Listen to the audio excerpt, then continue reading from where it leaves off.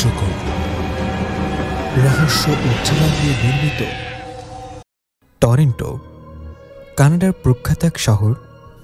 নানান পেশাজীবী লোকের বাস এই শহরে। এলিশা হান্নান একজন নার্স, বয়স ৩৫-এর কাছাকাছি, বাদামি চুল, ফর্সা গায়ের রং।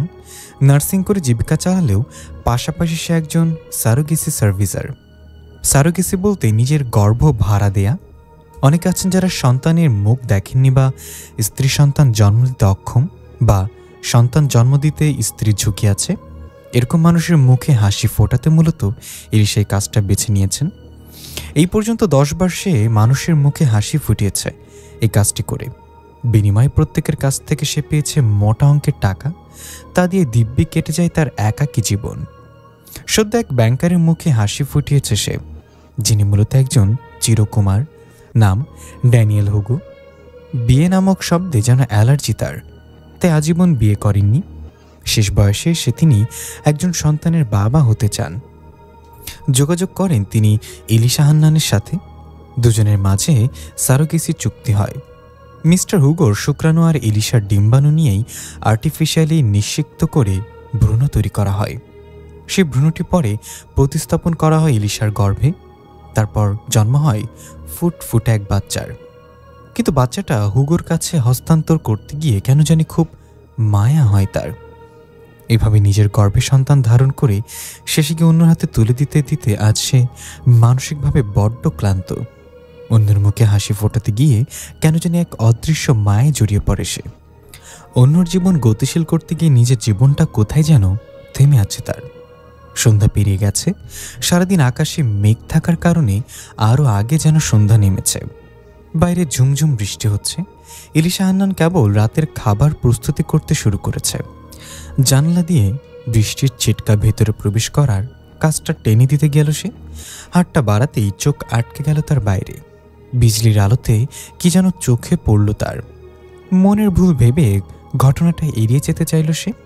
তখন আবার বিদ্যুৎ চমকালো।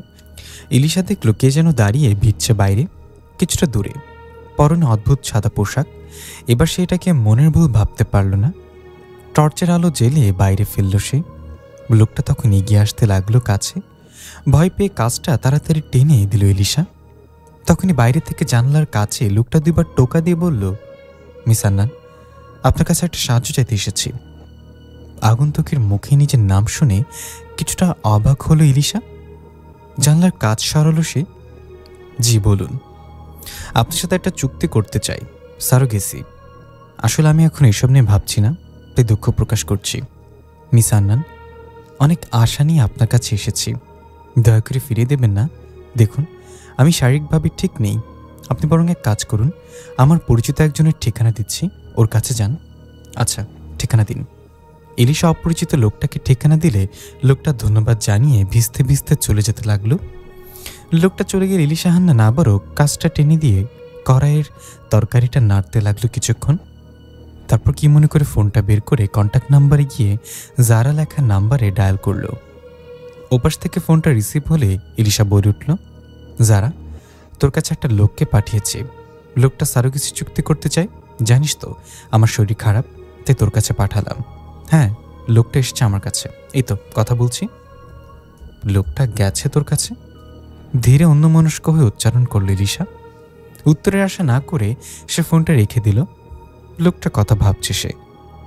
এত দ্রুত লোকটা জারার কাছে পৌঁছালো কি করে?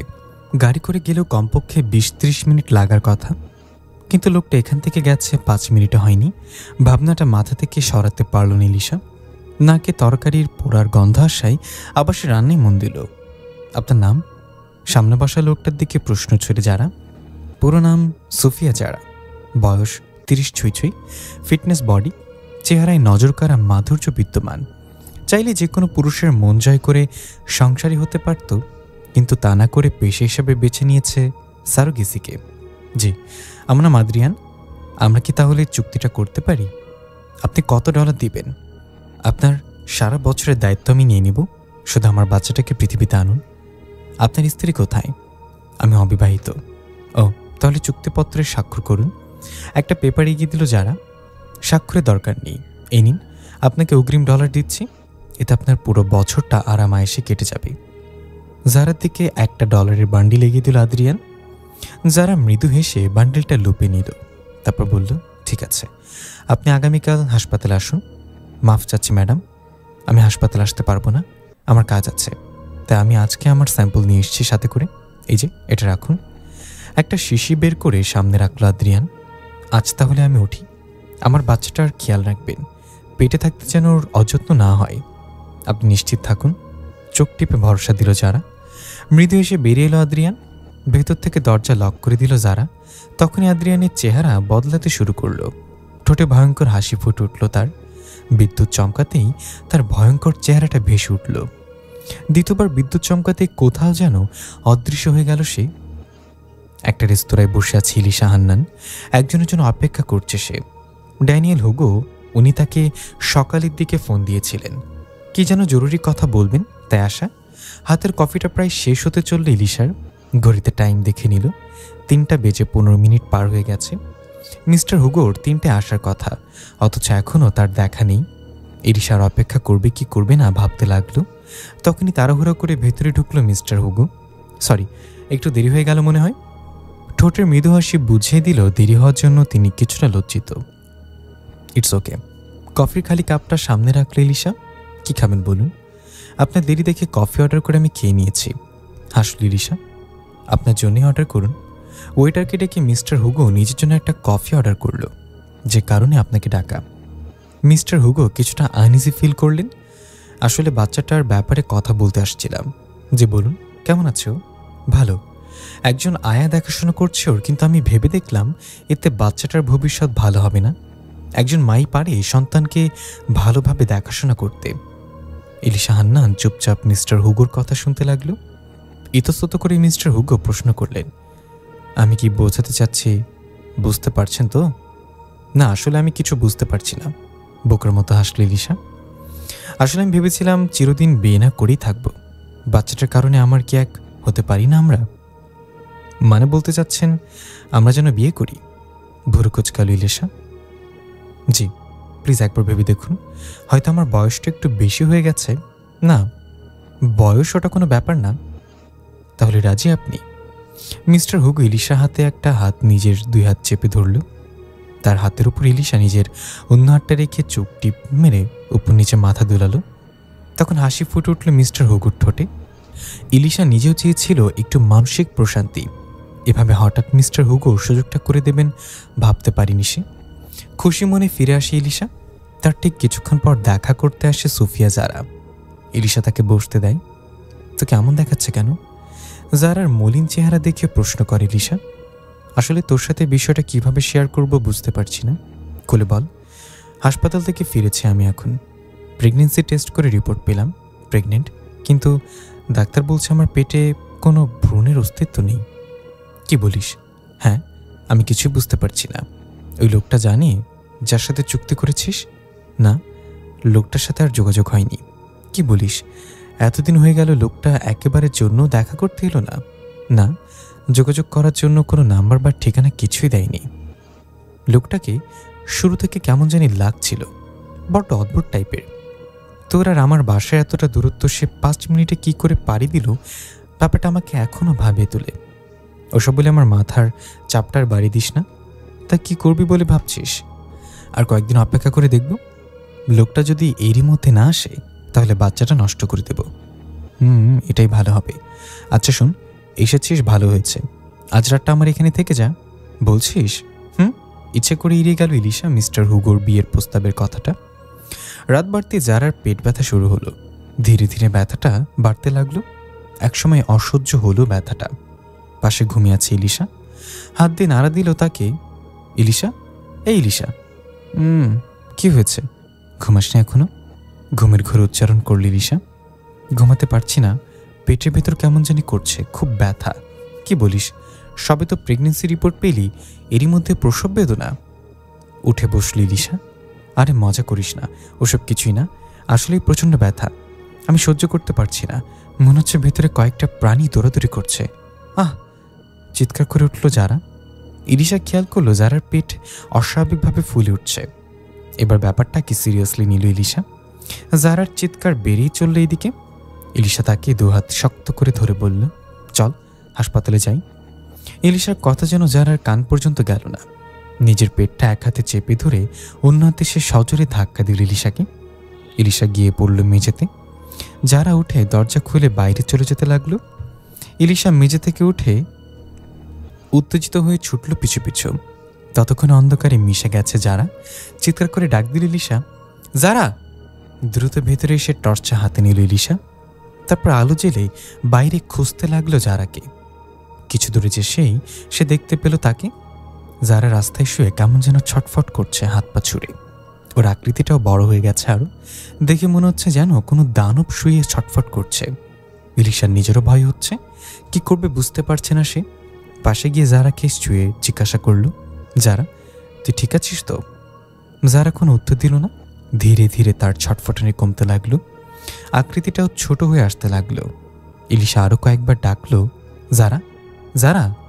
যারার হুঁশ নেই, নিস্তেজ হয়ে পড়ে থাকলো। ইলিশা দুহাতে ওকে তুলতে চেয়েও পারল না। তারপর দুবাহু শক্ত করে ধরে টানতে টানতে নিয়ে এলো ভেতরে। অনেকক্ষণ মাথায় পানি ঢেলে যারার হুঁশ ফেরালো ইলিশা। ওর অবস্থা এখন অনেকটাই স্বাভাবিক হয়েছে। ইলিশাকে জড়িয়ে ধরে কাঁদতে লাগলো সে। ইলিশা ওর মাথায় হাত বুলিয়ে সান্ত্বনা দিতে লাগলো। হাসপাতালে ডাক্তারের চেম্বারে বসে আছে ইলিশা আর যারার আল্ট্রাসোনোগ্রাফি রিপোর্ট চেক করছেন ডাক্তার। ডাক্তারকে কেমন যেন হতাশ দেখাচ্ছে। ইলিশা ভয়ে ভয়ে প্রশ্ন করল, ডাক্তার, কোন সমস্যা? ওনার পেটে তো কোনো সন্তানের অস্তিত্ব নেই, তবে বেশ কিছু প্রাণীর অস্তিত্ব পাওয়া গেছে। ছোট ছোট ইঁদুরের মতো অনেকগুলো প্রাণী। হোয়াট? আমরা অবাক হচ্ছি। মেডিকেল সায়েন্সে এরকম আসলে কখনো হয়নি। এখন উপায়? আমরা ওনার দ্রুত অপারেশন করে প্রাণীগুলো বের করার চেষ্টা করব। দেখুন ডাক্তার, ওর যেন কোনো ক্ষতি না হয়। আমরা আমাদের সর্বাত্মক চেষ্টা করব, ভরসা দিলেন ডাক্তার। যারাকে অপারেশন কক্ষে নিয়ে যাওয়া হলো। ডাক্তার অপারেশন শুরু করতে চেয়েও পারলেন না। পুরো হাসপাতালটা হঠাৎ যেন কেঁপে উঠল। থমথমে এক পরিবেশ সৃষ্টি হলো ভেতরে। কোন এক অদৃশ্য শক্তি যেন ভর করেছে কক্ষে। ভয়ে ভয়ে ডাক্তার একটা ইঞ্জেকশন হাতে নিয়ে এগিয়ে গেলেন যারার দিকে। অজ্ঞান করা ইঞ্জেকশনটা হাতে দিতে গিয়ে থমকে দাঁড়ালেন ডাক্তার। অদৃশ্য শক্তিটা যেন হাত চেপে ধরে আছে তার। কানের মধ্যে কেমন যেন ভোব শব্দ হতে লাগলো। ওদিকে যারার পেটটা আবারও অস্বাভাবিকভাবে ফুলে উঠেছে। হাত পা ছুড়ে চিৎকার করছে সে। দুজন নার্স এগিয়ে এলো তার দিকে। দুজন দুপাশ থেকে যারাকে ধরতে চাইলে ওদের দুহাতে ধাক্কা দেয় যারা। দুজন দেয়ালে গিয়ে পড়ে। দ্বিতীয়বার কাছে আসার সাহস হয়নি আর। যারার হঠাৎ দানব আকৃতি দেখে ভয়ে দ্রুত বের হয়ে যায় ডাক্তার। পিছু পিছু দৌড়ে পালে নার্সরা। অপারেশন কক্ষে পড়ে থাকে যারা। শরীরের আকৃতির জন্য পরনের কাপড় ছিঁড়তে থাকে তার। চিৎকারে যেন পুরো হাসপাতাল কেঁপে উঠল। দূর থেকে তার দিকে চেয়ে কাঁদতে লাগলো ইলিশা। কেউ তাকে কাছে আসতে দিল না যারার। বেশ কিছুক্ষণ পর পরিস্থিতি স্বাভাবিক হলো। যারার আকৃতিটাও কমে এলো। ইলিশা তার পাশে এসে ছেঁড়া কাপড়গুলো ঠিক করতে লাগলো। ভয় ভয়ে প্রশ্ন করলো সে, যারা, তুই ঠিক আছিস তো? অস্ফুট জবাবে দিল যারা। বাম হাত দিয়ে চোখের জল মুছল সে। তখন ডাক্তার এসে নম্র কণ্ঠে বলল, আমরা দুঃখিত, আসলে আমরা এই অপারেশনটা করতে পারবো না। এতে সবারই বিপদের আশঙ্কা আছে। ডাক্তার প্লিজ কিছু করুন। দুহাত জোর করে মিনতি করল ইলিশা।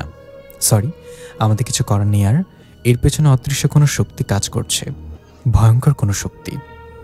ডাক্তারের কথা শুনে হাফ ছেড়ে দিয়ে অসহায়ভাবে তাকাল ইলিশা যারার দিকে।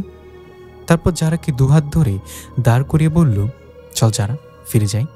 তুই চলে যা ইলিশা, আমার কারণে তুই নিজেকে এই বিপদে জড়াস না। তোর এই বিপদটা তো আমারই জন্য হয়েছে। ওই দিন লোকটাকে তোর কাছে না পাঠালে হয়তো তোর এই বিপদটা হতো না। যারাকে জড়িয়ে ধরে কাঁদতে লাগলো ইলিশা। যারা ইলিশাকে শান্ত হতে বলে কৃত্রিম হাসার চেষ্টা করলো। সব ঠিক হয়ে যাবে রে, চল, আমার কিছুই হবে না। ইলিশা যারাকে দু হাতে ধরে হাসপাতাল থেকে বের করে আনলো। রাত, পাশাপাশি ঘুমিয়েছে ইলিশা যারা। চারিপাশটা নির্জন। হঠাৎ নির্জনতা ভেদ করে খটখট শব্দ হলো। দরজা ঠেলে কে যেন প্রবেশ করলো ভিতরে। পুরো রুমে কয়েকবার পায়চারি করলো আগন্তুক। তারপর যারা শিওরে এসে থামল। আত্মচিৎকার করে ঘুম থেকে জেগে উঠল যারা। সুইচ টিপে আলো জ্বালালো সে। ইলিশাও উঠে বসলো চিৎকার শুনে। যারা কাঁপছে। কি হয়েছে যারা? আলতো কণ্ঠে ইলিশা জিজ্ঞাসা করল। ভয়ঙ্কর এক স্বপ্ন দেখেছি। আমার পেট চিরে ভয়ঙ্কর এক শয়তান বের হয়ে এসেছে, আর সে আমার মৃত্যু দেখার জন্য আমার মাথার পাশে এসে দাঁড়িয়েছে। কি অদ্ভুত দাঁত বের করে হাসছিল আমার দিকে তাকিয়ে। গ্লাসে করে এক গ্লাস পানি এগিয়ে দিল এলিশা জারার দিকে। যারা পানিটুকু পান করে কাঁপতে কাঁপতে বলল, ভয়ঙ্কর কিছু ঘটতে চলেছে এলিশা। আমি এক শয়তানকে পেটে ধরেছি। ও জন্ম নিলে সব কিছু ধ্বংস করে দেবে। আমার খুব ভয় হচ্ছে রে। ভয় পাস না যারা, ওটা কেবল স্বপ্ন, স্বাভাবিক হতই। ভুলে যা স্বপ্নটাকে। ভুলে যাওয়ার মতো স্বপ্ন না এটা। শয়তানটা ঠিক এখানেই এসে দাঁড়িয়েছিল। ওকে কিছুতেই জন্মতে দেয়া যাবে না। এর জন্য প্রয়োজন আমাকে নিজেকে শেষ করে দেয়া। আমি মারা গেলে হয়তো ও আর জন্ম নিতে পারবে না। বলেই বিছানা থেকে নেমে বের হয়ে যেতে চাইল যারা। কি পাগলামি করছিস তুই? চিৎকার করে যারার হাত ধরে ফেললি এলিশা। আমাকে তুই বাধা দিস না, আমাকে মরতেই হবে। জোরে ধাক্কা দিল যারা এলিশাকে। বিছানায় চিত হয়ে পড়ল এলিশা। সে ওঠার আগেই যারা বের হয়ে গেল রুম থেকে। আর এলিশা যাতে বের হতে না পারে তাই বাইরে থেকে লক করে দিল। ভেতর থেকে যারা নাম ধরে চিৎকার করতে লাগলো এলিশা। তার ডাকে সাড়া দিল না যারা। মোটা একটা রশি খুলে খুঁজে নিয়ে দৌড়ে চলল যারা অন্ধকারে। কিছুক্ষণ দৌড়াতেই ল্যাম্পপোস্টের আলো দেখতে পেল। ল্যাম্পপোস্টের আলোতে এবার গতি কমিয়ে হাঁটতে লাগলো সে। আশেপাশে কোনো জনমানব নেই। রাস্তার ধারে শুয়ে থাকা কয়েকটা কুকুর উঠে পালিয়ে গেল তাকে দেখে। হাঁটতে হাঁটতে একটা বড় গাছের নিচে এসে দাঁড়ালো সে। হাঁটু গেড়ে বসে কিছুক্ষণ রশিটা বুকে চেপে ধরে কাঁদল। তারপর চোখ মুছে রশিটা গাছের সাথে বেঁধে ফাঁস তৈরি করলো। যখনই গড়ায় সে ফাঁসটা পড়তে যাবে তখনই চারপাশে জোরে বাতাস বইতে শুরু করলো। আশেপাশে হতভম্ব হয়ে তাকালো যারা। প্রচণ্ড বাতাসে গাছটা দুলতে লাগলো এপাশ ওপাশ। একসময় মাটির ভেতর থেকে শিকড় উপরে জোরে শব্দ করে পড়ল গাছটা। হাত দিয়ে কান চেপে ধরল যারা। বুঝতে পেরেছে সে অদৃশ্য শক্তিটা তাকে সহজে মরতে দেবে না। পেটের শয়তানটাকে পৃথিবীতে এনেই ছাড়বে। হুহু করে কাঁদতে লাগলো যারা। কি করবে বুঝতে পারল না, কিন্তু শয়তানটাকে এখানেই জন্মাতে দেয়া যাবে না। তাই সে সিদ্ধান্ত নিল দূরে কোথাও চলে যাবে, মানবশূন্য কোনো এক জায়গায়। আবারও দৌড়াতে থাকে যারা। রাতের অন্ধকার কেটে ভোরের আলো ফুটতে থাকে চারপাশে। যারা এসে হাজির হয় একটা সাগরের তীরে। সাগরে তখন উত্তাল ঢেউ বয়ে যাচ্ছে। মাথার উপর দিয়ে উড়ে যাচ্ছে নাম না জানা কতগুলো পাখি। হা করে চেয়ে থাকলো যারা পাখিগুলোর দিকে। খাবারের খোঁজে বের হয়েছে ওরা। বাঁচার জন্য তারা সংগ্রাম করে যাচ্ছে, কিন্তু যারা মরার জন্য সংগ্রাম করেও পারছে না। হঠাৎ আকাশ থেকে চোখ ফিরিয়ে ঝাঁপ দেয় সেই উত্তাল সাগরে। সাঁতার জানে না সে, হারিয়ে যেতে থাকে সাগরের অতল জলে। বাঁচার চেষ্টা করল না সে মোটেও। নিঃশ্বাস নিতে কষ্ট হচ্ছিল। এবার হয়তো সে মরবেই। মরে গিয়ে শয়তানের তাণ্ডবলীলা থেকে বাঁচিয়ে দেবে মানব সমাজকে। জলের ভেতরে চোখ বুঝল সে। তখন অনুভব করল দ্বিতীয় কারো অস্তিত্ব। একটা অদৃশ্য শক্তি তাকে টেনে নিয়ে যাচ্ছে কোথাও যেন। জ্ঞান হারালো যারা। কয়েকটা জলের ধাক্কায় জ্ঞান ফিরে যারার। শরীরের অর্ধেকটা তার জলে, আর অর্ধেক মাথাটা একটা দ্বীপে ঠেকে আছে। জল থেকে উঠে আসে সে দ্বীপে। চারপাশে তাকিয়ে দেখে শুধু জল আর জল। শুধু মাঝখানে ছোট্ট একটা দ্বীপ। দেহের প্রাণটা এখনো আছে দেখে হতাশ দেখালো তাকে। নির্জন পরিবেশে কি করবে বুঝে উঠতে পারল না।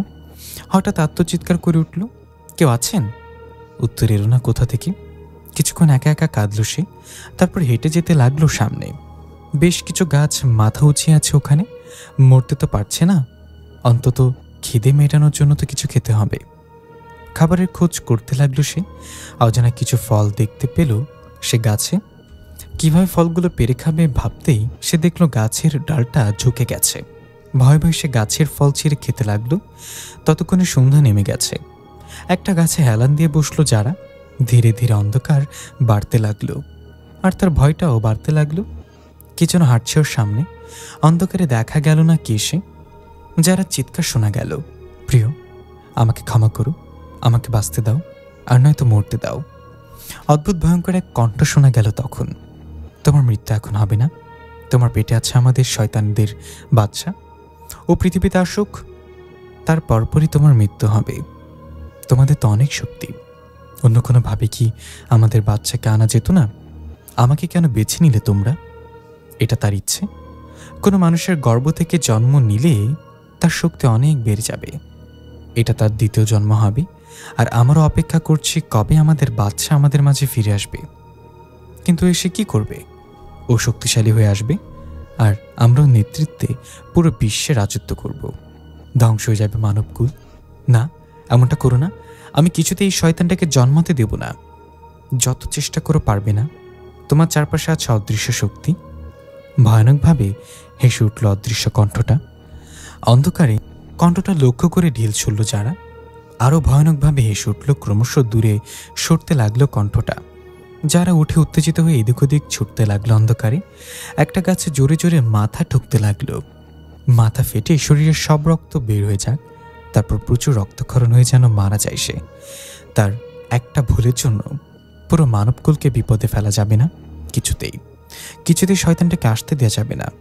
কিন্তু প্রাণপণে চেষ্টা করেও সে মাথা ফাটাতে পারল।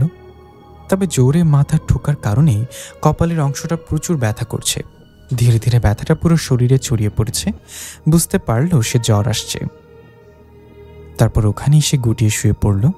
জ্বরের আঘাতে ঘোর কতক্ষণ সে একইভাবে থাকলো খেয়াল নেই।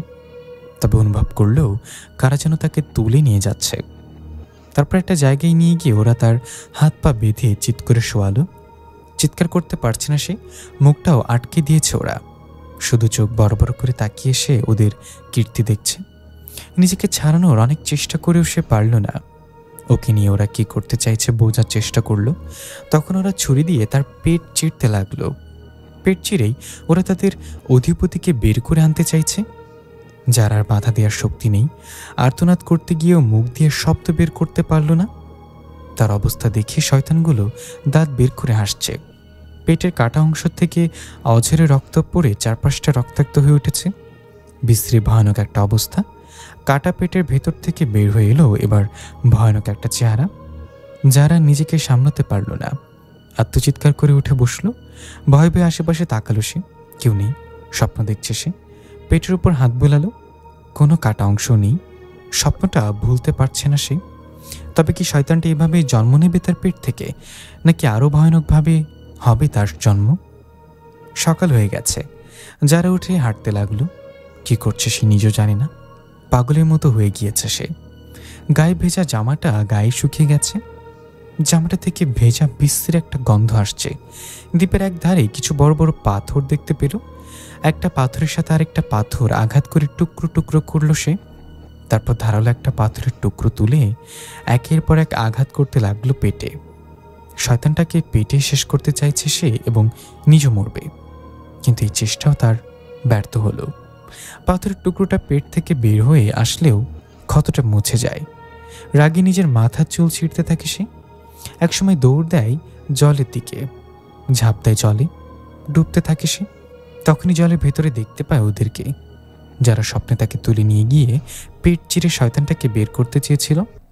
জলের ভেতরে ওরা ভয়ানকভাবে হেসে ওঠে। এগিয়ে আসতে থাকে যারার দিকে। যারা জলের ভেতর হাত পা ছুটতে থাকে। ওরা এসে তাকে চারপাশ থেকে ধরল। ভয় পেয়ে গেল যারা। শব্দটা সত্যি হচ্ছে না তো। চিৎকার করতে গিয়েও কোনো শব্দ বের হলো না তার মুখ থেকে। ওরা তাকে জল থেকে তুলে এনে দ্বীপে রাখলো। ওদের মধ্য থেকে একজন দাঁত বের করে হাসলো।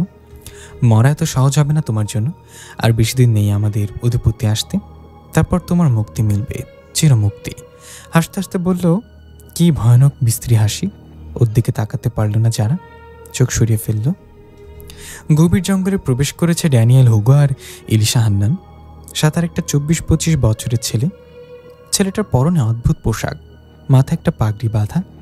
এই বয়সেই তন্ত্রশাস্ত্রের সাধনা করে সে। তিনজন একসাথে হাঁটছে। হাঁটতে হাঁটতে হাঁপাচ্ছে হুগো আর এলিশা। আর কত দূর? প্রশ্ন করেন ড্যানিয়েল হুগো। প্রায় পৌঁছে গেছে, জবাব দেয় ছেলেটা।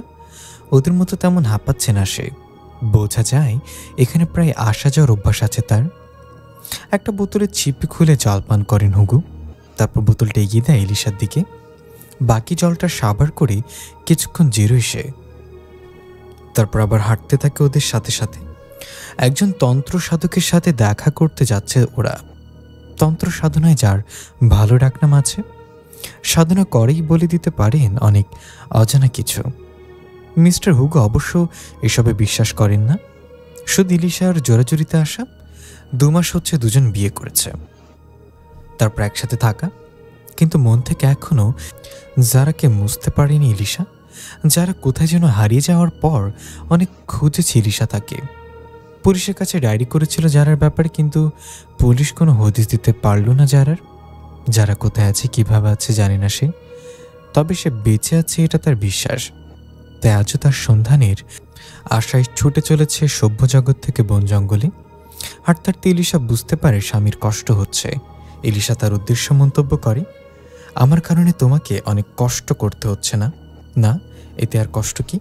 কপালের ঘাম মোছেন মিস্টার হুগো। তবে এটা বুঝি না সব তান্ত্রিকদের বন জঙ্গলে এসে কেন সাধনা করতে হবে? শুধু শুধু আমাদের এত যন্ত্রণা। এই পরিস্থিতিতেও হাসলো ইলিশা স্বামীর কথা শুনে, তবে কিছু বলল না। ভারী শরীরটা অনেক কষ্টে চালিয়ে যাচ্ছেন মিস্টার হুগো। তার মানসিক শক্তি বাড়ানোর জন্য ঠোঁটে মৃদু হাসি ফুটিয়ে স্বামীর ডান বাহুটা জড়িয়ে ধরে ইলিশা। যখন তারা গন্তব্যে এসে পৌঁছায়, দেখতে পায় সে সাধককে, যার জন্য এত দূর আসা। একটা পাথরের উপরে বসে চোখ বন্ধ করে গভীর সাধনা করছেন তিনি। তার সামনে বসল ইলিশা আর মিস্টার হুগো, আর ওই ছেলেটা তান্ত্রিকের কানের পাশে উচ্চারণ করল, গুরু।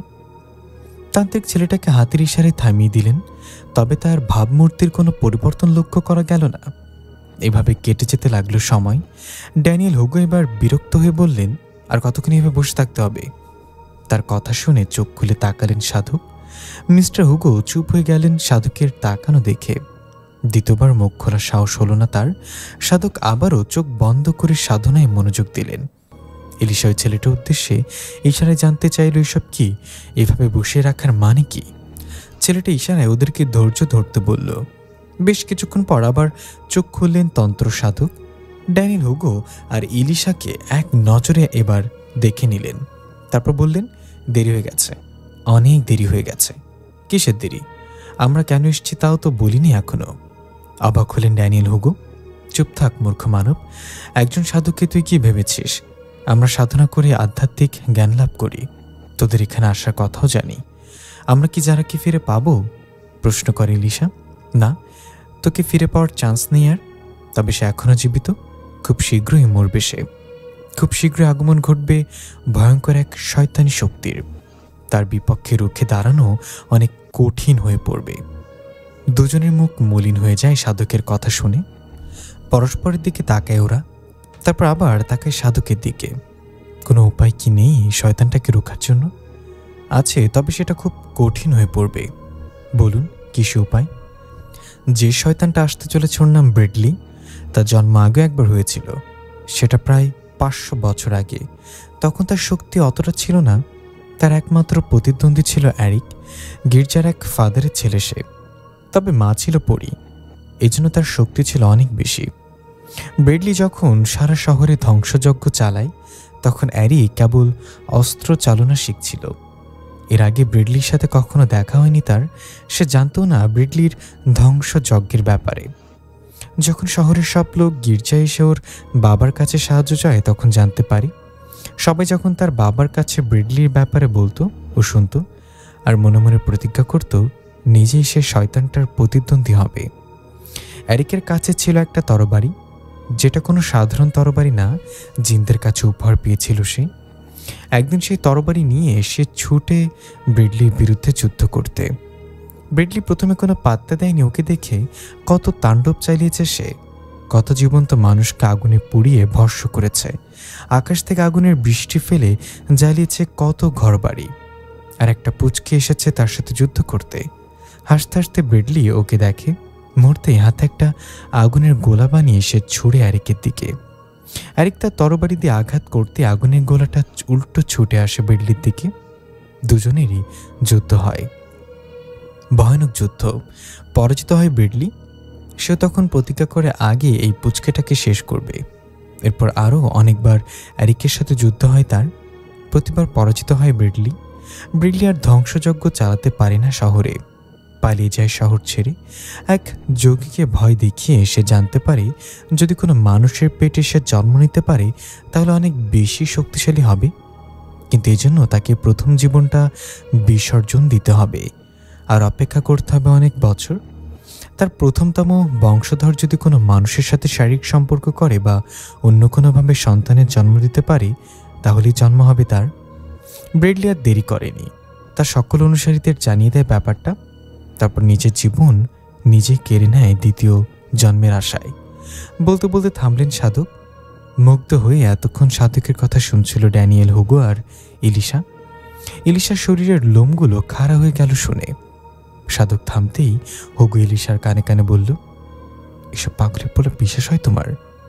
ইলিশা কিছু বলার আগেই সাধক গর্জে উঠল, চুপ থাক মূর্খ মানব, সাধনাকে কি ভেবেছিস তুই? আমি যা বলছি তা মিথ্যে? ইলিশা বলল, আপনি ওর কথা কিছু মনে করবেন না। আপনি আমাদেরকে এখন বলুন কি করে শয়তানটাকে থামাবো। এর জন্য তোমাদের উচিত অ্যারিককে আবার ফিরে আনা। বাট 500 বছর আগের অ্যারিক এতদিনে মরে পচে গেছে, তাতে আমরা কিভাবে ফিরিয়ে আনবো? শোনো, দেহের মৃত্যু হয় কিন্তু আত্মার না। তার আত্মাটা এখনো আছে তার সেই তরবারিতে। সেই তরবারিটা আছে অ্যারিকের সমাধিতে। তোমরা সেই তরবারিটা এনে কোনো মৃতের শরীরে আত্মাটাকে ঢোকাতে পারলেই ফিরে পাওয়া যাবে ফিরিককে। আর তখন অ্যারিকের শক্তিও আরও বেড়ে যাবে। চোখ বন্ধ করে আবার সাধনে মন দিলেন সাধক। হাতের ইশারায় চলে যেতে বললেন হুগো আর ইলিশাকে। হুগো উঠে দাঁড়ালো, ইলিশা উঠল না। ইতস্তত করে সে প্রশ্ন করল, অ্যারিকের সমাধিটা কোথায় পাবো? সাধক কোথা থেকে যেন একটা কাগজের টুকরো বের করে ইলিশা হাতে দিল। ওটাতে লেখা অ্যারিকের সমাধির ঠিকানা। কাগজটা মরিয়ে নিয়ে আবার প্রশ্ন করল, আর যারাকে কোথায় পাবো? সে অনেক দূরে, আর্কটিক সমুদ্র পাড়ি দিয়ে অনেক দূর যেতে হবে। তারপর পাওয়া যাবে একটা নির্জন দ্বীপ, ওখানে আছেও। ওখানেই ব্রেডলির দ্বিতীয় জন্ম হবে। যারার পেটের ভেতর অসহ্য ব্যথা শুরু করলো। মনে হচ্ছে যেন এখনই বের হয়ে আসবে শয়তানটা। ভেতরের প্রাণীগুলো যেন কামড়াচ্ছে নাড়িভুড়িতে। শরীরটা ধীরে ধীরে ফুলে উঠতে লাগলো তার। চিৎকার করতে লাগলো যারা, ব্যথা এদিক ওদিক গড়াতে লাগলো সে। সাহায্যের জন্য কাউকে পাচ্ছে না। অনেক কষ্টে উঠে দাঁড়ালো। তারপর এসে বসলো একটা গাছে হেলান দিয়ে। শ্বাস নিতে কষ্ট হচ্ছে তার। শরীরটা অতিরিক্ত ফুলে উঠেছে। দুহাতে শক্ত করে মাটি আঁকড়ে ধরল। এবার সে পেটে টান অনুভব করল। মনে হলো যেন পেটটা চিরে যাচ্ছে। পেটের দিকে তাকালো সে। হ্যাঁ, সত্যি সত্যি চিরে যাচ্ছে। আর্তনাদ করে উঠল সে দেখে। পেট চিরে একটা একটা করে ইঁদুরের মতো, তবে সাইজে আরো বড় কয়েকটা প্রাণী বের হতে লাগলো। প্রাণীগুলো তাকে চারপাশ থেকে ঘিরে ধরল। তারপর বেরিয়ে এলো একটা ভয়ঙ্কর মুখ, যে মুখটা সে স্বপ্নে দেখেছিল। মুখটা দেখে চিৎকার বেড়ে গেল জারার। শয়তানটা হেঁটেই বের হয়ে এলো ওর পেট থেকে। জারার দিকে তাকিয়ে ভয়ঙ্করভাবে হাসল সে। ছোট্ট সাইজের শয়তান ভেবে যারা হাত বাড়ালো ওরকে ধরার জন্য। তখন একটা প্রাণী এসে কামড় বসালো ওর হাতে। পুরো হাতটা নীল হয়ে যেতে থাকে তখন। শয়তানটা তখন একটার পর একটা ইঁদুরের মতো প্রাণীগুলো ধরে খেতে লাগলো। একটা প্রাণী খেলে ওর দেহের সাইজ দ্বিগুণ বেড়ে যায়। বয়সটাও যেন বেড়ে যায় সাথে সাথে। সবগুলো প্রাণী খাওয়ার পর শয়তানটাকে মনে হলো বিশাল দেহে এক দানব। হা হা করে উঠল সে। তার হাসির শব্দে কেঁপে উঠল চারপাশ। জারার শ্বাস ধীরে ধীরে বন্ধ হয়ে আসছে। চোখ দুটো বুঝতে লাগলো ধীরে ধীরে। শয়তানটা তাকে পা দিয়ে মারিয়ে গেল। শেষবারের মতো একটা শ্বাস টেনে মারা গেল যারা। শয়তানটা মাটি কাঁপিয়ে হাঁটতে লাগলো। Saint Rosario church. শতাব্দীকাল ধরে টরেন্টো শহরের বুকে মাথা উঁচিয়ে দাঁড়িয়ে আছে চার্চটি। চার্চের বর্তমান ফাদার রবার্ট ম্যারিনো। তিনি কেবল এক চোরের কনফেশন নিয়ে চোরের মাথায় হাত বুলালেন। ঈশ্বর তোমার মঙ্গল করুক, সঠিক পথ দেখাক। চোরটি মাথা ঝুঁকিয়ে ফাদারের আশীর্বাদ নিল। ফাদার হাসি মুখে বললেন, যাও, আজ থেকে চুরি করো না, ঈশ্বরের উপাসনা করো। আবারও মাথা ঝুঁকালো চোরটি। তারপর বের হয়ে গেল। ফাদার বের হলেন চার্চ থেকে। বের হয়ে হাঁটতে লাগলেন ডান দিকের রাস্তায়। কিছু তো যেতেই রোসারিও বুরিয়াল গ্রাউন্ড বা রোসারিও সমাধিস্থল চোখে পড়ল। সেন্ট রোসারিও নামেই এই চার্চের সমাধিস্থলের নাম। যিনি প্রথম চার্চেস প্রতিষ্ঠা করেন এবং একজন ধর্মযাজক ছিলেন তিনি। সমাধিস্থলের চারপাশে উঁচু করে দেয়াল ঘিরে। প্রবেশের জন্য আছে বড় একটা গেট। গেটের সামনে আছে একজন প্রহরী। ফাদার ম্যারিনোকে দেখে প্রহরী দাঁড়িয়ে সম্মান জানালো। Good night father. Good night, হাসলেন ফাদার। সব ঠিকঠাক আছে তো? জিজ্ঞাসা করলেন ফাদার। জি, সব ঠিক আছে। সব ঠিকঠাক বলতে ফাদার কি জানতে চেয়েছেন বুঝছে এই তরুণ প্রহরী। ইদানিং সমাধি থেকে লাশ চুরি হয়ে যায়, তাই প্রহরী হিসেবে সে নতুন যোগ দিয়েছে এই কাজে। আগে কোনো প্রহরী ছিল না এই সমাধিস্থলে। ঠিক আছে, ডিউটি করো তুমি। চলে যেতে লাগলেন ফাদার। প্রহরী একটা সিগারেট জ্বালালো। তখন একটা কুকুর এসে সমাধিস্থলের প্রবেশমুখে দাঁড়ালো। কুকুরটা ভেতরে ঢুকতে চাইলে হাতের লাঠিটা নিয়ে তেড়ে গেল প্রহরী। তখন প্রবেশমুখ দিয়ে দ্রুত ঢুকে গেল দুজন আগন্তুক। চেহারা দেখা গেল না তাদের, পুরো শরীর আলখেল্লায় ঘেরা। ভেতরে ঢুকেই তারা একটা গাছের আড়ালে চলে এলো। বাইরে ল্যাম্পপোস্টের আলো ভেতরে খুব একটা আসে না, তাই এদিকটা একটু অন্ধকার। একটা পুরুষ কণ্ঠ শোনা গেল, এলিশা, এখানে এতগুলো সমাধির মাঝে আমরা কোথায় খুঁজবো অ্যারিকের সমাধিটা? চলো ফিরে যাই, আমার কিন্তু ভয় করছে। হুগো, তুমি এরকম ভীতু জানলে আমি তোমাকে বিয়েই করতাম না। চাপা স্বরে ধমক দিল এলিশা হুগোকে। ধমকটা খেয়ে ঘাড় সোজা করলেন হুগো। দেখিয়ে দেবেন তিনি এলিশাকে। সে তাকে যতটা ভীতু ভাবে ততটা আসলে তিনি না। ঠিক আছে, তুমি ওদিকটায় খোঁজো, আমি এদিকটায় খুঁজি। বলেই বাম দিকে হাঁটতে লাগলেন হুগো। সাবধানে টর্চ জ্বালাবে। পেছন থেকে ইলিশা সতর্ক করে দিল। কিছু দূরে সে টর্চের আলো জ্বালালেন হুগো। একটা সাইনবোর্ড দেখতে পেল, ওখানে লেখা, পাশের সমাধিটা লাশ চোরের জন্য। লেখাটা পড়েই ভয় আটকে উঠলেন হুগো। এবার আলোটা নিচে ফেললেন তিনি। দেখলেন একটা খালি সমাধি। আরও বেশি আটকে উঠলেন তিনি। এবার যদি তিনি ধরা পড়েন তাহলে কি হবে? কল্পনার সমাধিটাতে নিজেকে কল্পনা করে ভয়ে গুগু শব্দ বের হতে লাগলো হুগোর গলা দিয়ে। কি হয়েছে? ড্যানিয়েল, এই হুগো। তার নাম ধরে ডাকতে থাকি এলিশা, কিন্তু মুখ দিয়ে কোনো কথা বের হলো না ড্যানিয়েল হুগোর। কাছে আসে এলিশা। হুগো লাইট জেলে সাইনবোর্ডের লেখাটার খালি সমাধিটা দেখালেন ইলিশাকে। এই তোমার সাহস? বিদ্রুপ করল এলিশা। কিছু হবে না, আর তাছাড়া আমরা কোনো অন্যায় করছি না। ফিসফিস করে কথাটি বলে হুগোর কাঁধে হাত চাপড়াল ইলিশা। তারপর অন্যদিকে চলে গেল সে অ্যারিকের সমাধি খুঁজতে। ভয় ভয়ে পা ফেললেন এবার ড্যানিয়েল হুগো। একটা একটা করে সমাধির ওপরে লেখাটা পড়ে পড়ে যাচ্ছিলেন তিনি। হঠাৎ কিসের যেন শব্দ হলো। চোখ দুটো বড় হয়ে গেল তার। ভয় পেয়েছেন তিনি। কিসের শব্দ দেখার জন্য আলো ফেললেন ওদিকে। দেখলেন একটা সমাধি থেকে একটা হাত বেরিয়ে এসেছে, আর হাতটা তাকে ইশারায় ডাকছে। দেখে এবার কান্না হওয়ার উপক্রম ড্যানিয়েল হুগোর। গুগু করে করতে লাগলেন আবার। ইলিশাও কাছে নাই। কি করবেন তিনি বুঝতে পারলেন না। এবার আরেকটা হাত বের হয়ে এলো সমাধিটা থেকে। দুইটা হাতই একসাথে তাকে ডাকছে ইশারায়। না না, গঙ্গাতে লাগলেন হুগো। হাত দুটো এগিয়ে আসতে লাগলো তার দিকে। পিছু হাঁটতে লাগলেন তিনি। একটা গাছের সাথে ধাক্কা খেলেন। মাটিতে পড়ে যাওয়ার মুহূর্তে পেছন থেকে কে যেন তার পা টেনে ধরে টান দিলেন। আর্তনাদ করে উঠলেন তিনি, ইলিশা বাঁচাও, কে যেন আমার পা ধরে টেনে নিয়ে যাচ্ছে। ইলিশা, ইলিশা। আবার একটা গাছের সাথে ধাক্কা খেলেন তিনি। দৌড়ে তার পাশে এলো ইলিশা। তাকে দু হাতে তুলে ধরল সে। কি হয়েছে জিজ্ঞাসা করতে একটা টর্চের আলো এসে পড়ল তাদের মুখে। সর্বনাশ, প্রহরীটা দেখে ফেলেছে তাদের। সাইনবোর্ডটার কথা আবার মনে এলো হুগুর। চোখের সামনে ভাসতে লাগলো খালি সমাধিটা।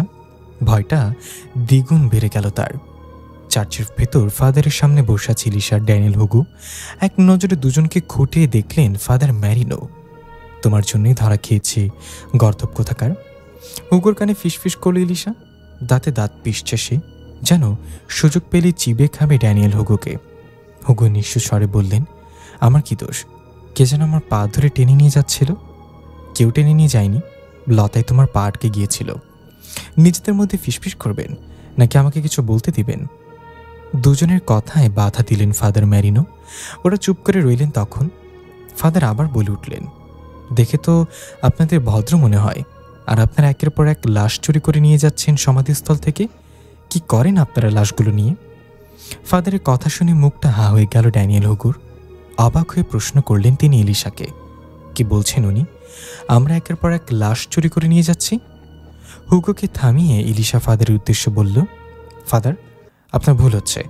আসলে আমরা একটা মহৎ উদ্দেশ্যে এখানে এসেছি। লাশ চুরি করা মহৎ কাজ।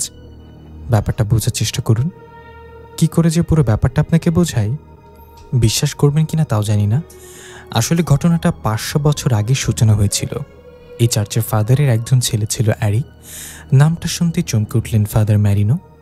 আগ্রহ বাড়ালেন তিনি ইলিশার কথা শুনতে। ইলিশা পুরো ঘটনাটা তখন ফাদারকে খুলে বলল। শুনে ফাদার জিজ্ঞাসা করলেন, এখন তোমরা কি করতে চাও? শয়তানটাকে কিভাবে রুখবে? শয়তানটাকে রুখার জন্য আমাদের অ্যারিক চাই। অ্যারিককে আবার ফিরে আনতে হবে আমাদের মাঝে। সেই পারবে আমাদের বাঁচাতে শয়তানটার ধ্বংসলীলা থেকে। অ্যারিককে ফিরে আনতে হবে কিভাবে? ফাদার ম্যারিনো অবাক হলেন ইলিশার কথা শুনে। এ ব্যাপারে আমাদের পুরো সাহায্য করবেন একজন সাধক। উনি আমাদের বলেছেন অ্যারিকের সমাধির কথা। ওনার কাছ থেকে জানতে পারি অ্যারিকের সমাধিতে নাকি তার তরবারিটাও সমাহিত আছে, আর সে তরবারিতে আছে অ্যারিকের আত্মা।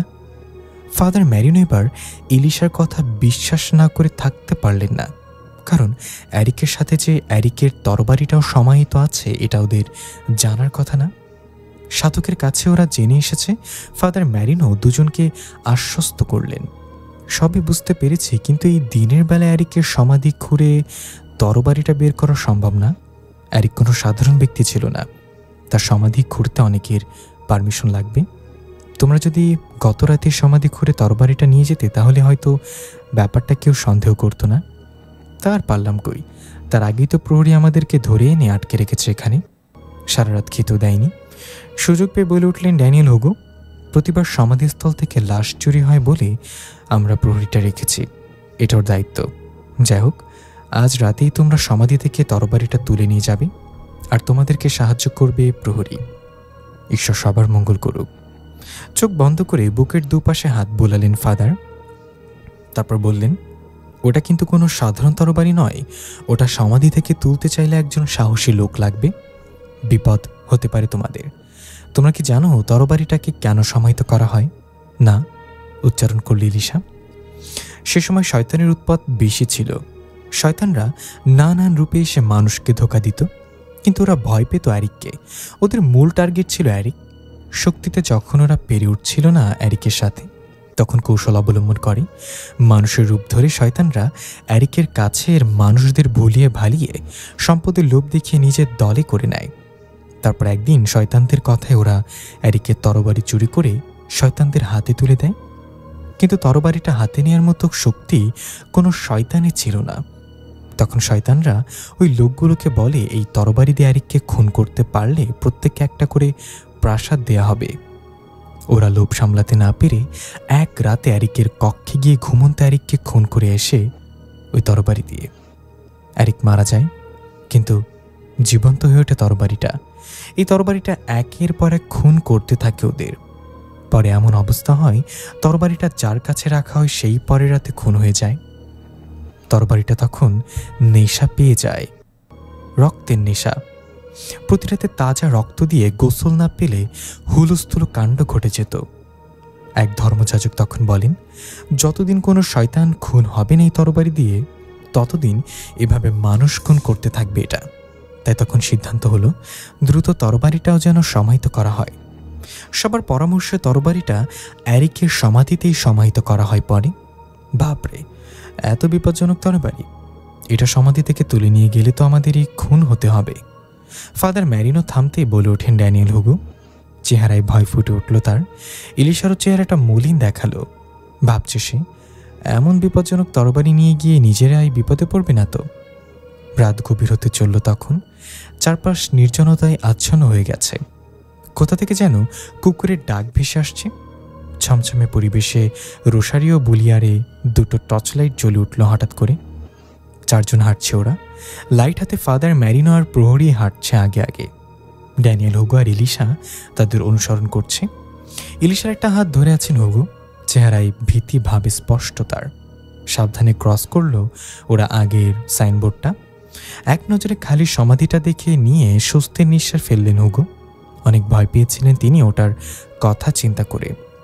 অবশেষে রক্ষা পেল, কিন্তু না জানি সামনে আরো কত বিপদ অপেক্ষা করছে। একটা সমাধির সামনে এসে থামল ওরা। এই সমাধি থেকেই আগের রাতে দুইটা হাত বের করে ডাকছিল হুগোকে। ভাবতে গায়ের লোম খাড়া হয়ে গেল তার। তার আসার কারণ বুঝতে পেরে হয়তো সমাধির ভেতরে থেকে অ্যারিক হাত বের করেছিল। ভয়টা নতুন করে উদয় হতে লাগলো আবার।